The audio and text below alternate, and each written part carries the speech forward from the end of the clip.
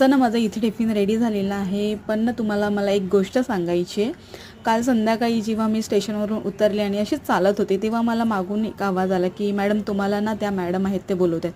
त्या मॅडम म्हणजे पोलीसच्या वर्दीमध्ये होत्या.